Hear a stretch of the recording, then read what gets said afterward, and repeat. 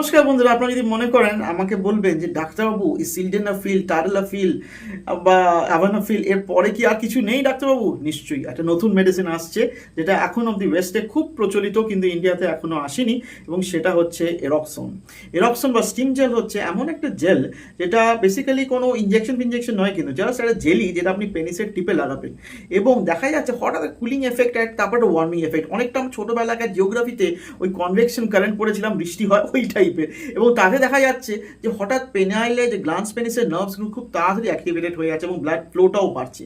তাতে ইরেকশন কিন্তু 10 মিনিটসের মধ্যে অ্যাচিভ করা যাচ্ছে, এবং ইরেকশনটা কিন্তু মোটামুটি সাস্টেইন হচ্ছে, খুব একটা বেশি নয়, মোটামুটি সাস্টেইন হচ্ছে। সব থেকে ইম্পর্টেন্ট জিনিস হচ্ছে ইটস আ মেডিকেল ডিভাইস, এবং সেই জন্যই এখনো ইন্ডিয়াতে আসতে পারিনি, এবং it is often market as an over the counter product in US. Dubai অব্দি কিন্তু চলে এসছে, পশ্চিমবঙ্গে তো আসতে একটু সময় লাগবে, কিন্তু এলে it will be a game changer indeed. যদি আরও এরকম নতুন লেটেস্টগুলো আপনি নিউজ শুনতে চান on male erectile function and premature ejaculation treatment, তাহলে আমার চ্যানেলটা কিন্তু নিশ্চয়ই ভাবে আপনি ফলো করেন। নমস্কার।